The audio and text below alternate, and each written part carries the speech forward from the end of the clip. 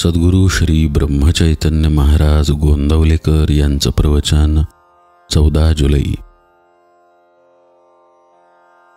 गुरु सांगेल तेच साधन. परमार्थ म्हणजे काय हे मी तुम्हाला अगदी थोडक्यात सांगतो.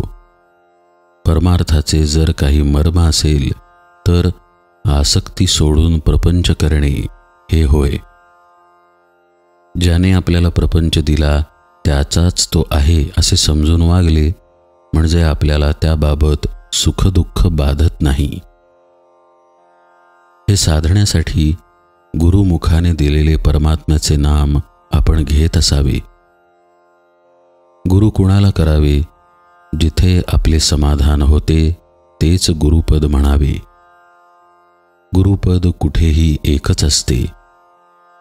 गुरुला कुठे आडनाव असते का?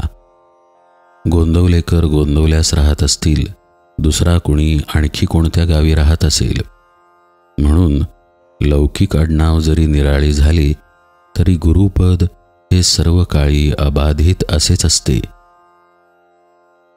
तुमचे जिथे समाधान झाले त्याला गुरु समजा आणि तो जे साधन सांगेल त्यातच त्याला पहा. त्याच्या देहाकडे पाहू नका. तो लुळापांगळा आहे की काय हे पाहू नका.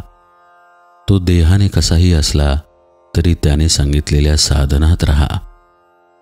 त्याची लाज जिथून गुरुपद निर्माण झाले त्याला असते. गुरुआज्ञा हाच परमार्थ.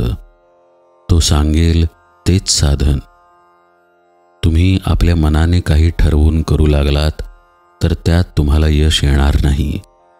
अभिमान धरून काही करू लागलात तर ते साधणार नाही. म्हणून अभिमान सोडून गुरुकडे जा. गुरु सांगेल तेच साधन हे पक्के लक्षात ठेवा. खरा परमार्थ हा लोकांना उपदेश करण्यासाठी नाही, तो स्वतः करिता आहे.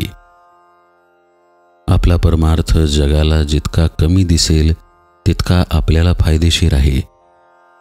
जगातल्या मोठेपणात मुळीच सार्थकता नाही. खरा मोठेपणा नसताना उगीच मोठेपणा वाटणे हा तर फार मोठा घात आहे. एकाने कोळशाचे दुकान घातले आणि दुसऱ्याने पेढ्याचे दुकान घातले. दुकान कशाचेही असले तरी शेवटी फायदा किती होतो याला महत्त्व आहे. तसे प्रपंचात कमी जास्त काय आहे याला परमार्थात महत्त्व नसून मनुष्याची वृत्ती भगवंताकडे किती लागली याला महत्त्व आहे. परमार्थाला कोणतीही परिस्थिती चालते. आपली वृत्ती मात्र स्थिर असली पाहिजे. एकीकडे मनाचे संयमन आणि दुसरीकडून भक्तीचा जोर असला म्हणजे परमार्थ लवकर साधतो. खरोखर परमार्थ इतका सोपा आहे की तो सहज रीतीने करता येतो. पण गंमत अशी की तो सोपा आहे म्हणून कुणीच करीत नाही.